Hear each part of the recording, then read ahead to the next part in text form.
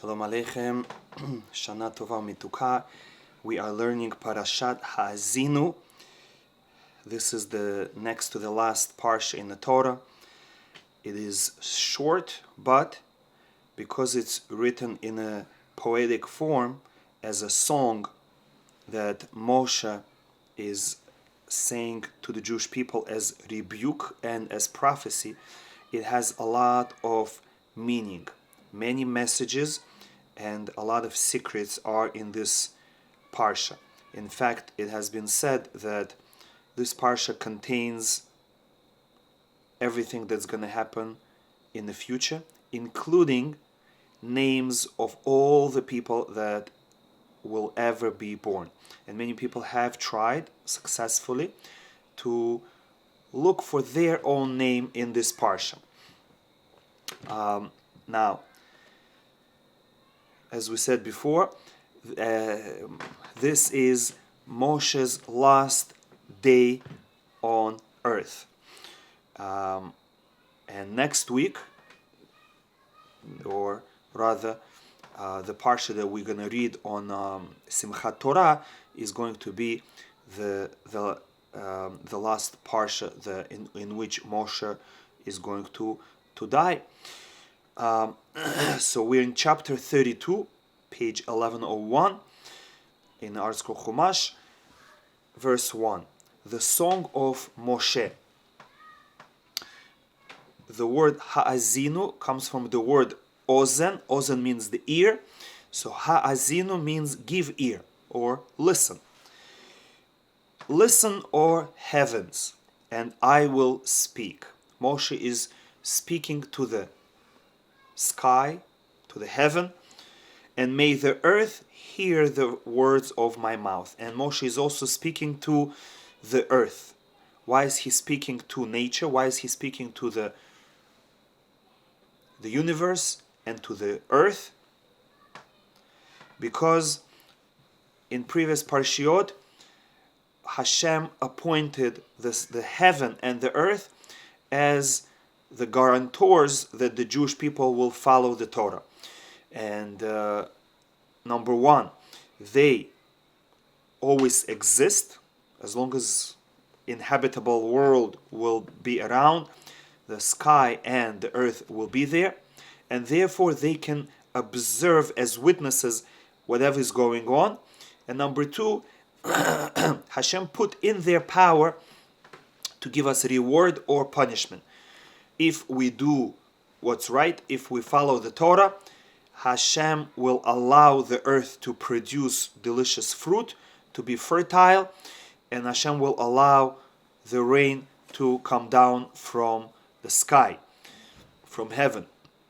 However, if the Jewish people don't do their part of the deal, their part of the covenant, then the earth will stop giving its fruit and the sky will not give water. Verse 2, Moshe continues, may my teaching drop like the rain. May my utterance flow like the dew. And here Moshe is addressing the Jewish people and saying, I taught you Torah, and Torah is compared to water.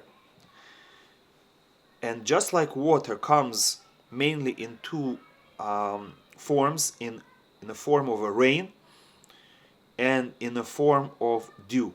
What's the difference between rain and dew? The Talmud says that rain can sometimes be withheld and sometimes the rain is allowed to come to earth. However, dew is always there. Even in the desert, one of the ways that they get moisture is early in the morning, they go out and they collect the droplets from every plant, every surface, every blade of grass. Even in a dry place, you can have dew in the morning. Another benefit of dew is that it's very gentle. It just settles on plants, on all surfaces without smashing anything, without drowning anything. Whereas rain, sometimes it can come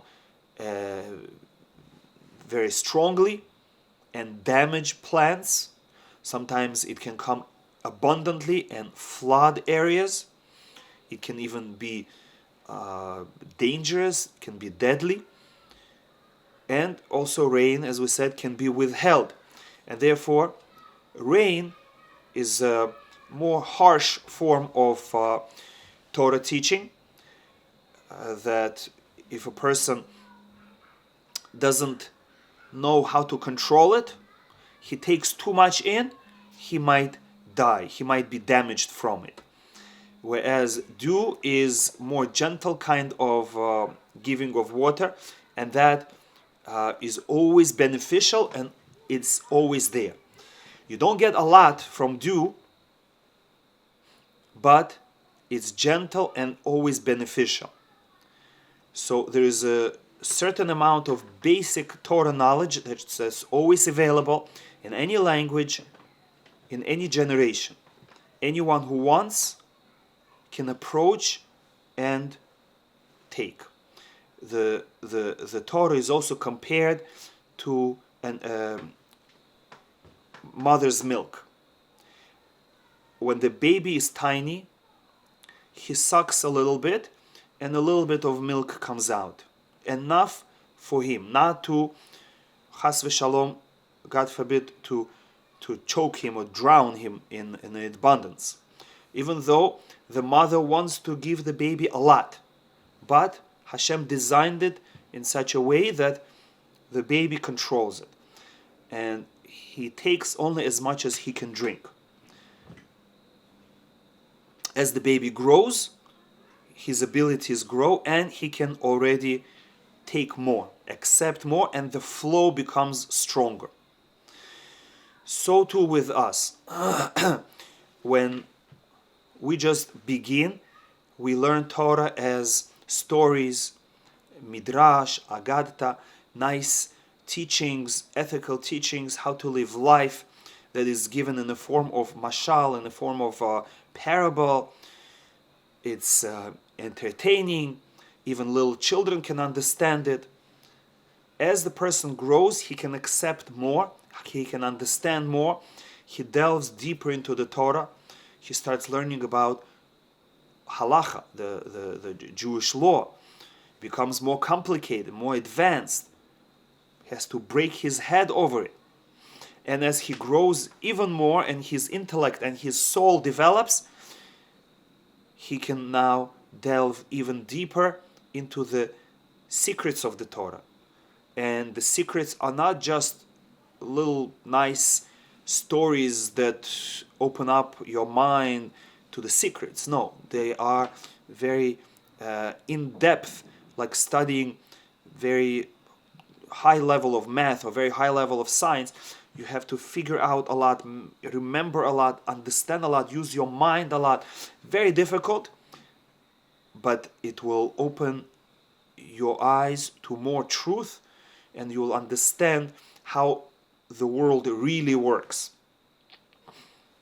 But it depends on your ability, and more is going to be given. So the Torah is compared to dew, very gentle, soft, limited, and then to rain. And again, it can be rain that comes drop by drop, sprinkling. It can be stronger rain, and if you want your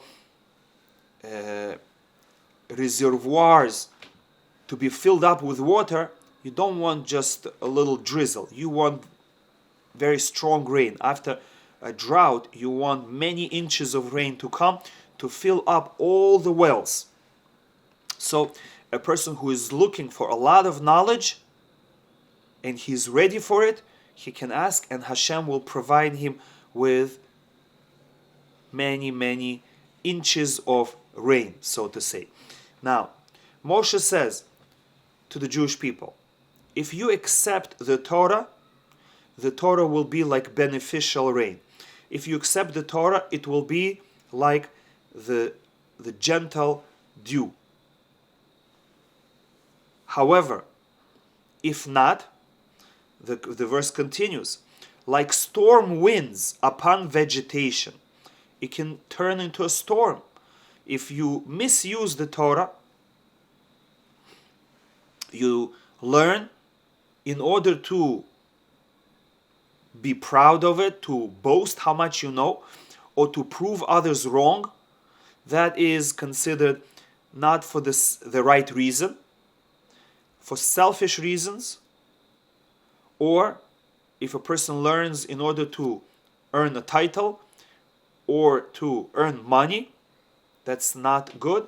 Or if a person learns the proper way in order to do wrong. He says, I want to learn what's good in order to on purpose do what's bad. Of course, that is going to turn into storm wind, and it's going to cause destruction for himself, and everyone who he comes into contact with will be hurt from him. Torah can heal or it can kill, depending how a person uses it. Now, the words of Torah are also compared to rain, because when you plant something in the ground, it doesn't grow. You need rain. So too, a person may be ready to do good things, but without Torah, nothing's gonna grow. He doesn't know how to do things. He doesn't have education.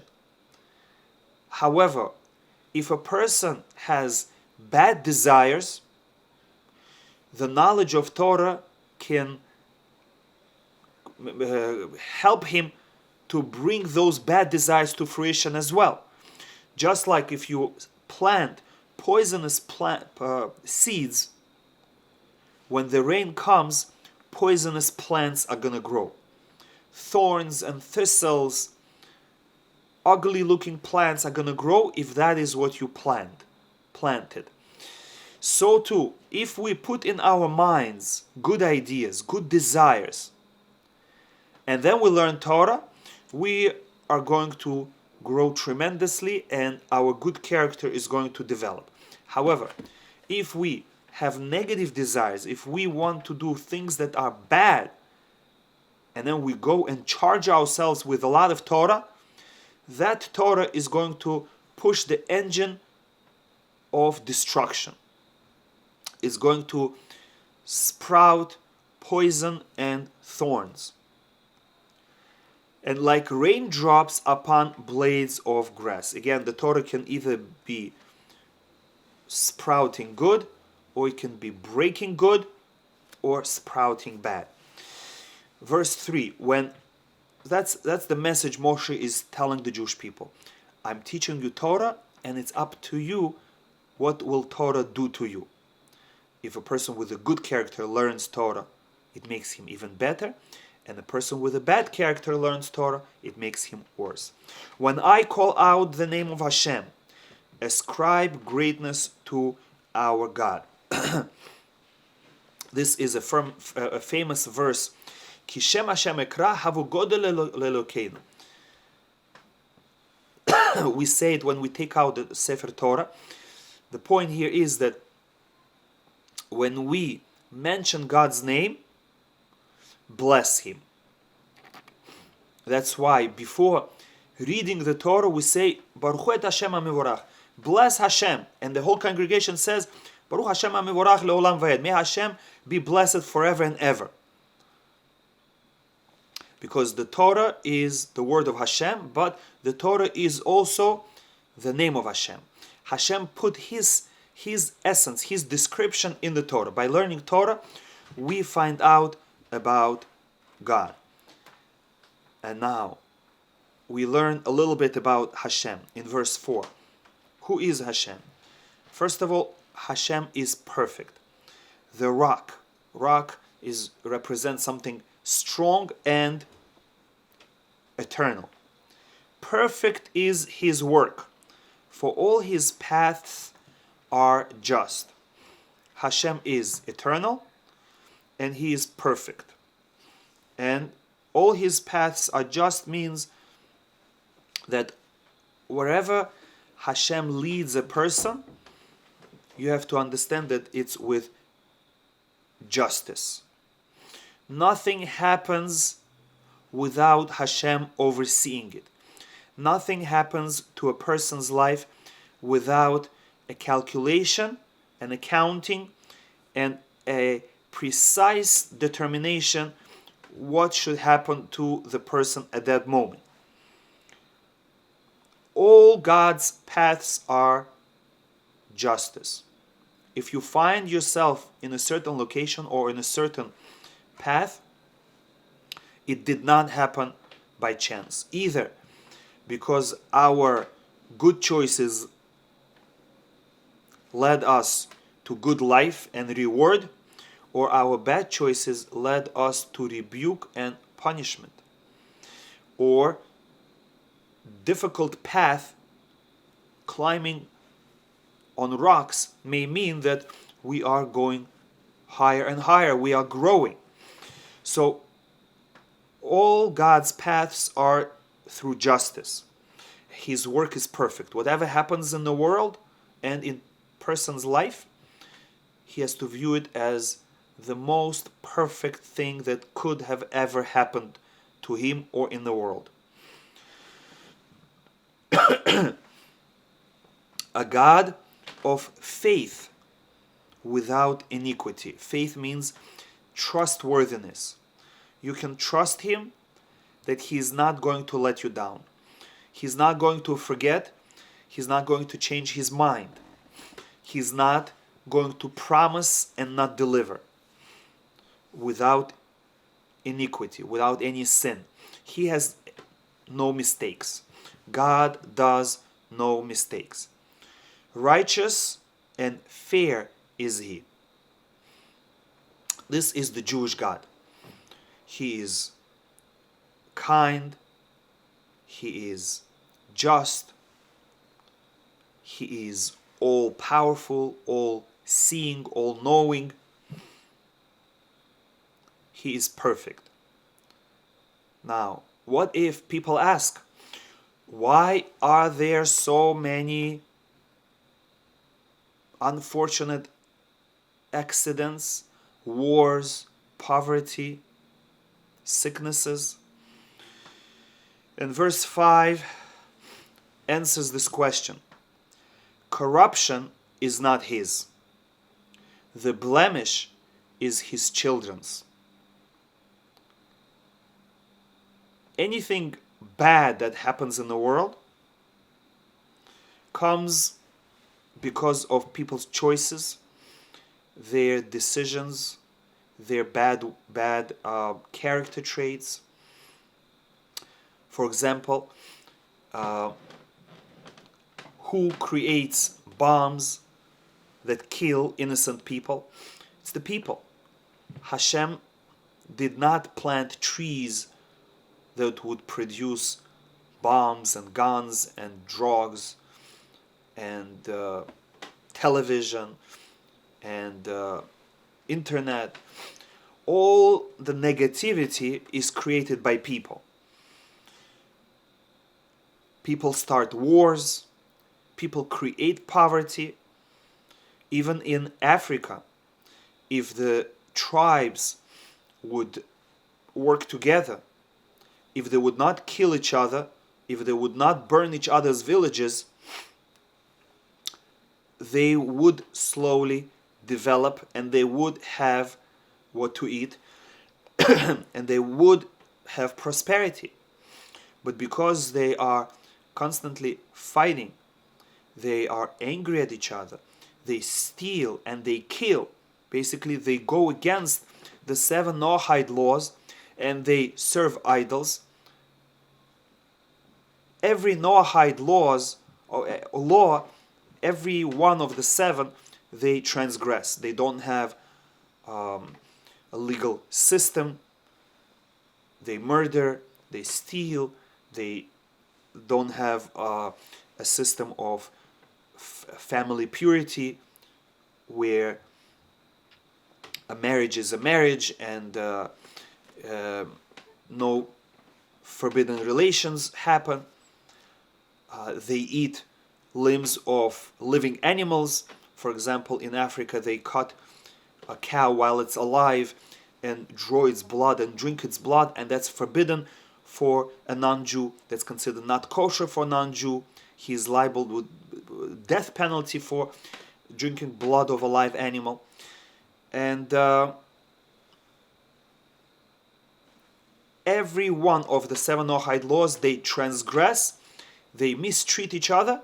And what can you expect? Of course, they have poverty and diseases. Most diseases come from Africa, and they're suffering. But who causes the suffering?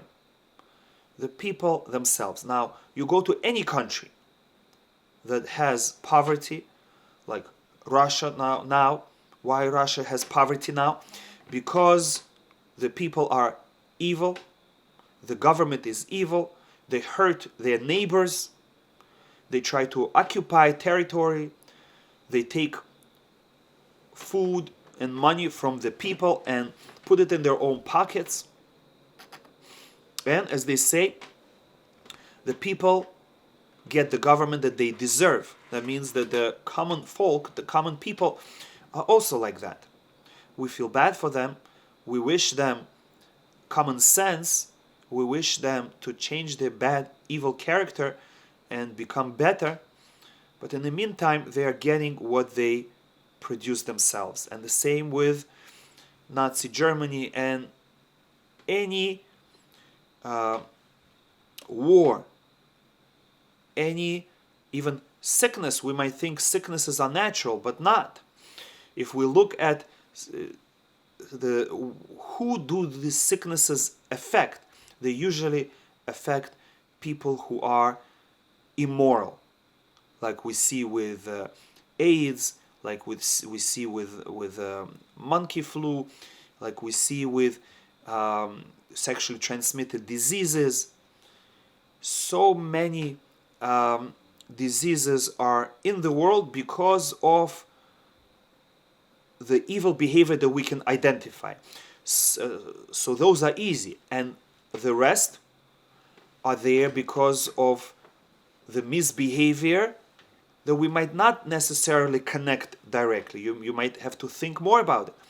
But we know that in the Torah it says that if you follow God's law, I will not put any disease on you. And the opposite, I will heal you, Hashem says, from any disease. So corruption is not God's. The blemish is His children's, which means people are the ones to blame for bad happening in the world. And which people? The Torah says His children. Children are the Jewish people. And therefore, our sages say, if an earthquake happens in a foreign country, let's say in India, it's not only the fault of the Indian people, but it's also the fault of the Jewish people. Because the Jewish people are like the managers of the world. The Jewish people are the guardians of the world. And depending on our behavior, Hashem provides the entire world with either plenty and blessing, or He takes it away from them. If there is tsunami in Malaysia or in Japan, it's because of us. If there is wildfire in California, it's because of the Jewish people. If there is a mudslide, if there is pestilence, whatever there is in the world, it is the fault of the local population, and on top of it, it's the fault of all the Jewish people, wherever they are in the world. And therefore, if we better ourselves, and each individual can say, If I hear there is a war, if I hear there is a natural disaster, if I look back at my day yesterday, I can probably identify something that I did that would warrant it. It's true on an individual level, and it is true on a national Jewish level. Because Hashem gave us a mission to bring spirituality into this world, to educate the people. And if we fail in our mission and we don't bring the spirituality, the world without spirituality is desolate, is disastrous. If we don't educate people about how to be good, how to serve God, how to follow the 7 Noahide laws, and for the Jewish people how to follow the 613 laws, then we are responsible for them making mistakes. The blemish is his children's. A perverse and twisted generation. Instead of going straight, they are twisted, they are perverted. They do wrong things. Just like the prophet says, if the burden is too hard for you, or Jewish people, you're carrying someone else's burden. You're not carrying my burden. Because Hashem gave us beautiful Torah that enhances our life, makes our life more pleasurable. And if a Jew is stressed out and if he is suffering, must be he's doing something wrong. Must be he's carrying someone else's burden. Maybe he's carrying some other religion's burden, non-Jewish burden, his own negative character traits burden. For example, he tells himself, I must live in a fancy house for my own honor. And then because of that, he has to work hard. He says, why is it so hard? I have to pay tuition for my children's yeshiva. I have to buy kosher food. It's expensive. And Hashem tells him, you're not carrying my burden. You're carrying your own burden. Who asked you to buy such a house? Who asked you to drive such a fancy car?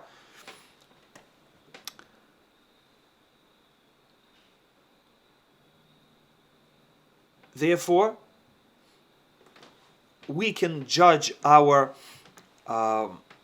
actions according to how easy it is to live our life. If we are enjoying our life, truly enjoying with true happiness, it means we are on the right path.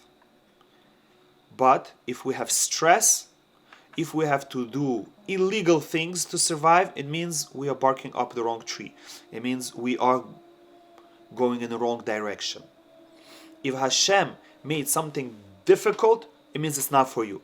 If Hashem made something illegal, it means it's not for you. Your destiny and your livelihood is not going to come from there. It's going to come from a straight path. You don't have to lie. You don't have to work overtime. You don't have to work on Shabbat. Your parnasa is going to come in a straight, good way.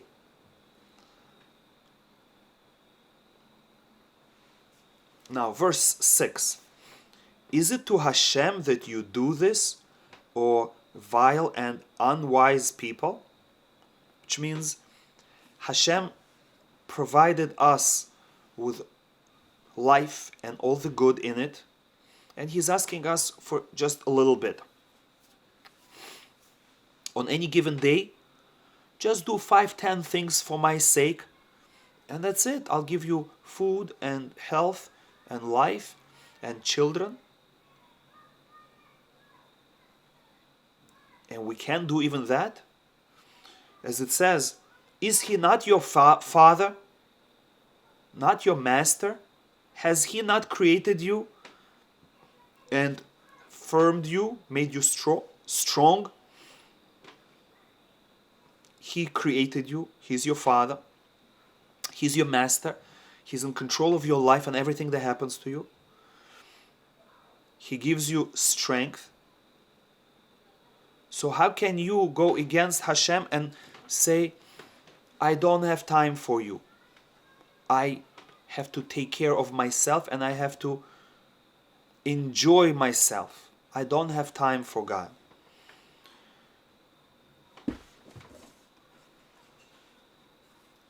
Is it to Hashem that you do this, or vile and unwise